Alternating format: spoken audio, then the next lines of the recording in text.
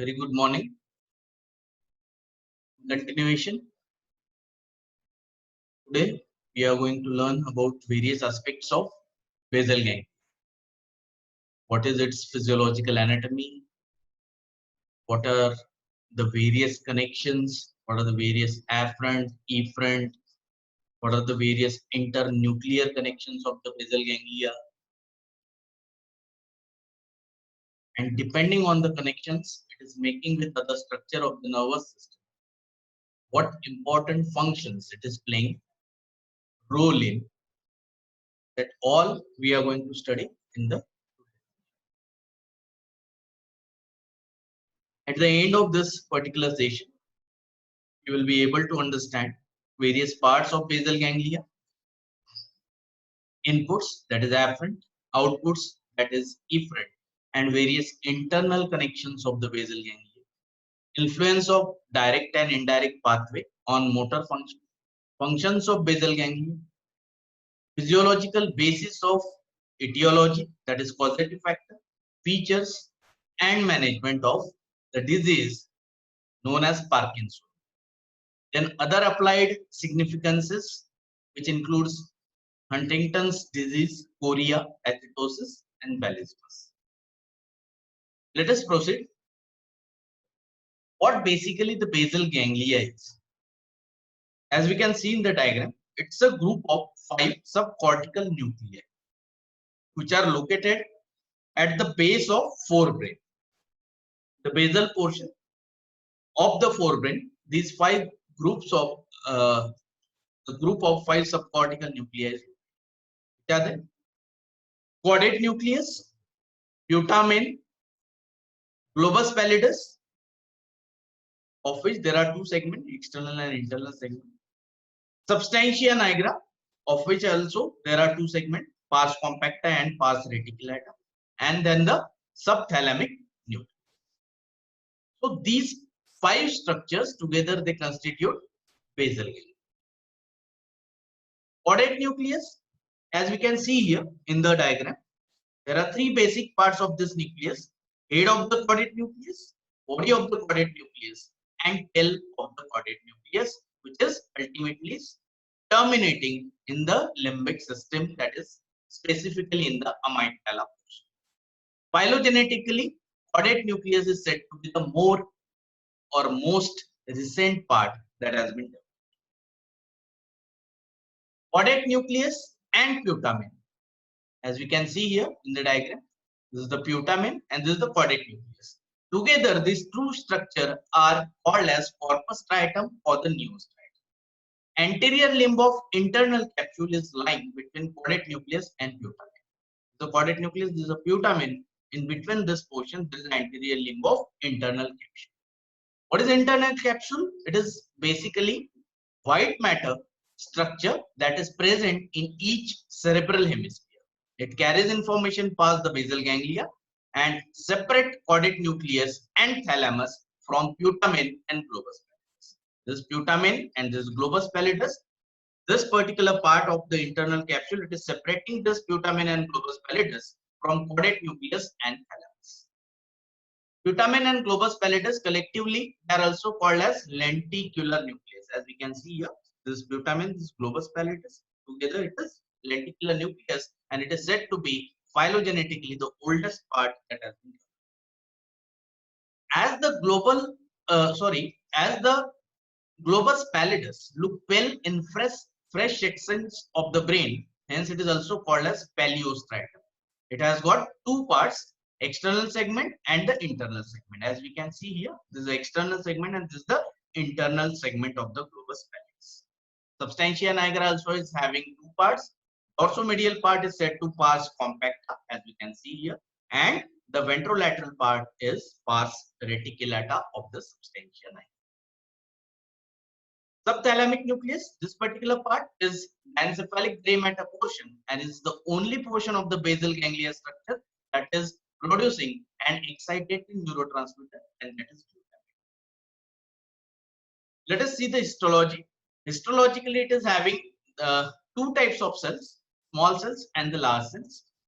Small cells which are concerned with receptive functions are forming the neostriatum, that is caudate nucleus and the putamen. Large cells concerned with motor function, that is the cells of globus pallidus. After being thorough with what basically the basal ganglia is, as we came to know that it's a group of 5 subcortical structures, which includes neostriatum, which includes lenticular nucleus, subthalamus. Then we also studied what are the various histological cells that forms the basal ganglia. Now it's a time to proceed with connections, various connections of the basal ganglia. Basal ganglia basically forms 3 types of extension: extensive connections with cerebral cortex and the thalamus.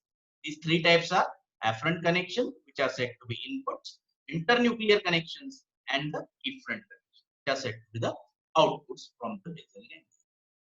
Afferent connection.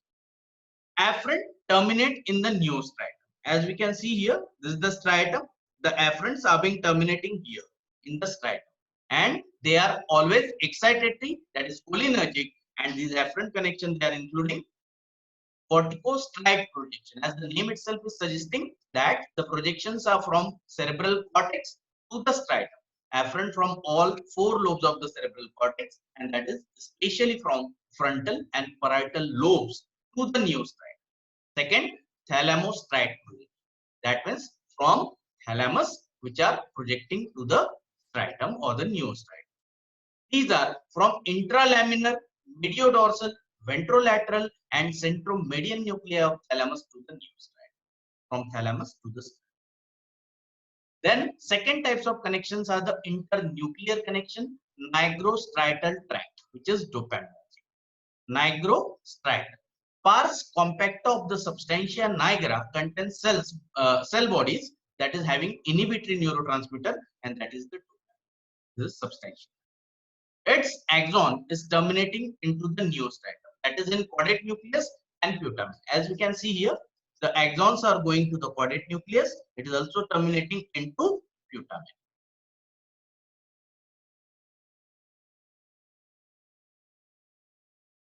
Then next internuclear connection is said to be GABAergic connection, which is inhibitory projection. The neostriatum project to, that is caudate nucleus and putamen.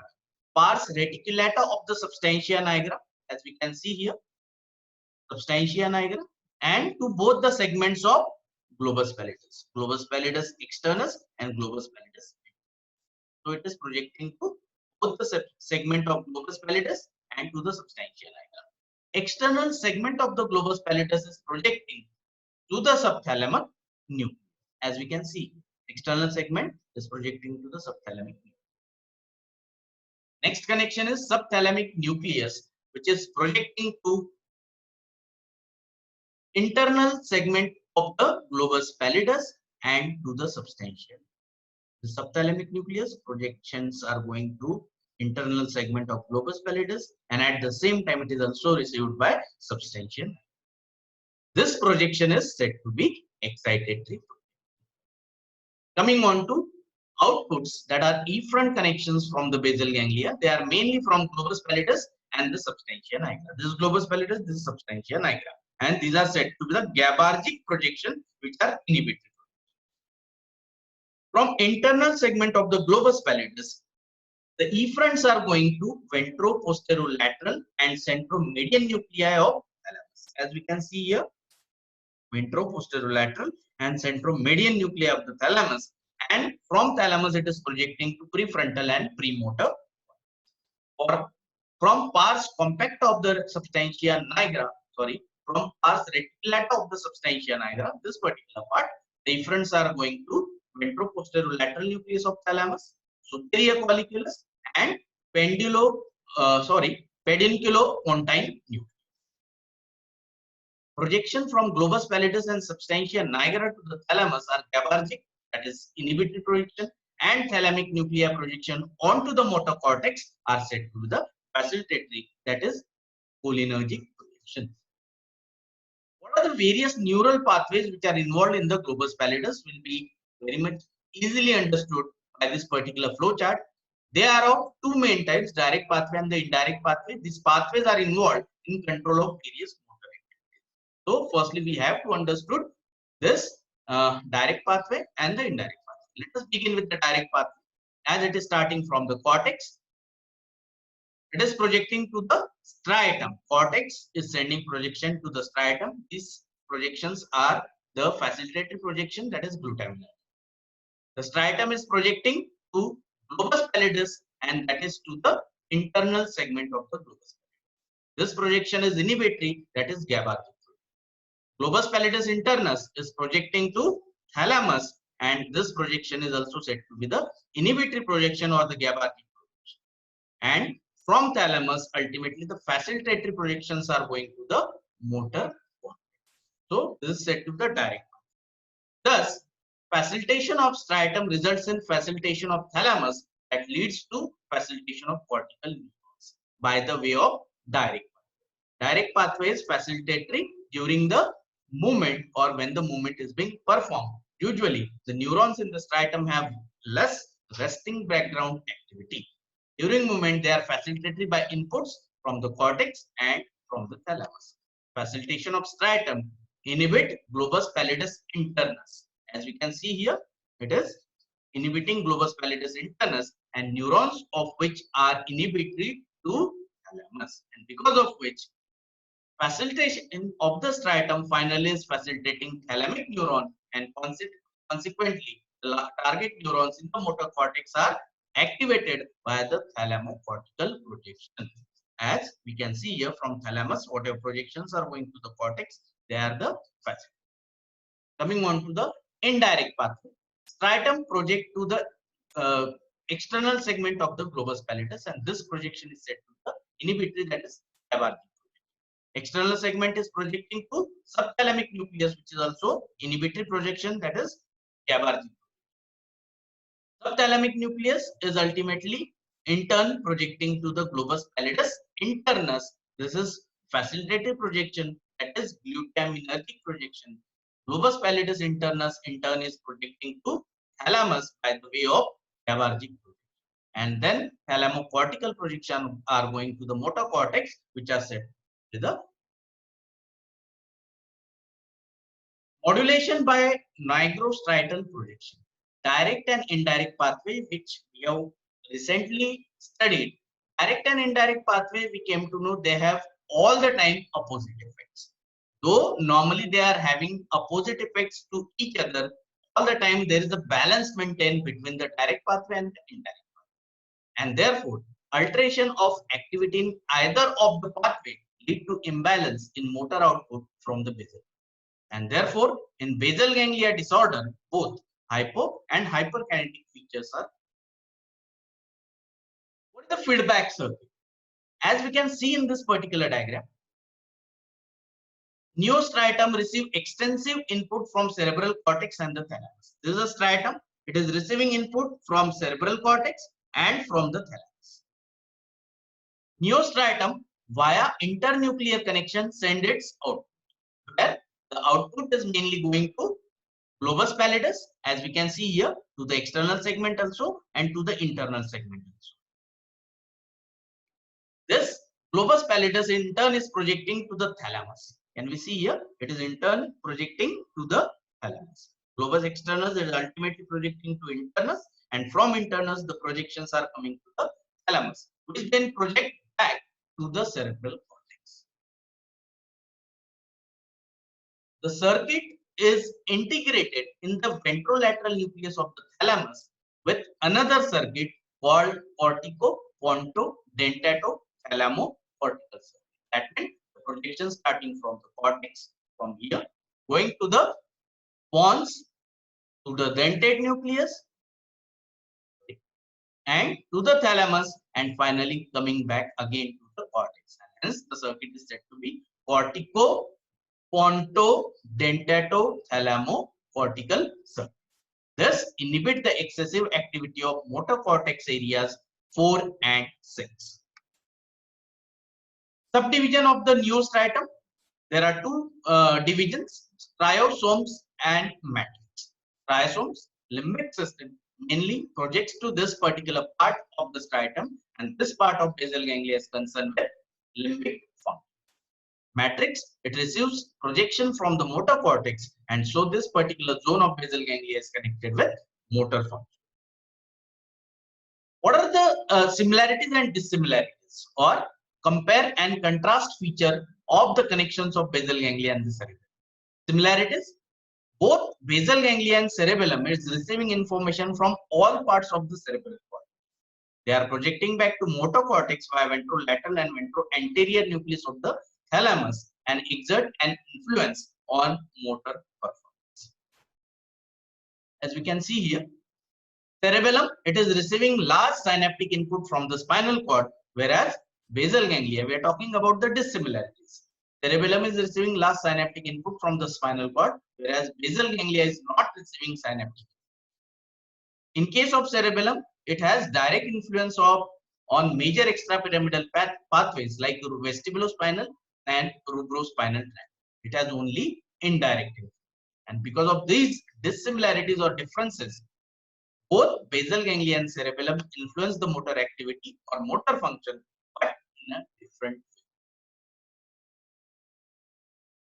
What we have studied basically in today's this particular part of the basal ganglia is what all subcortical structure they are constituting or forming collectively the basal.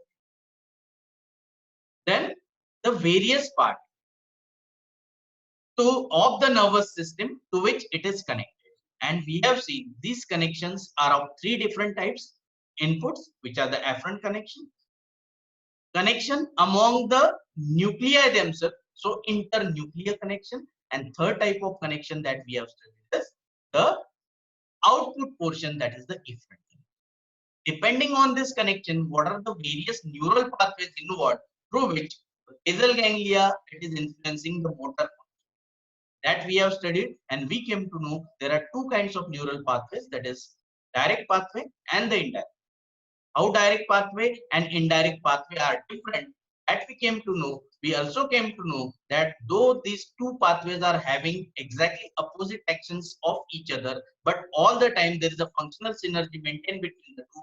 There is a balance maintained between the two, and thereby the motor functions are being. In next session, depending on the various connections and depending on these neural pathways which we have studied, we will be discussing various functions and various applied significances or diseases which will be associated whenever there will be lesion into the basal ganglia portion. Thank you.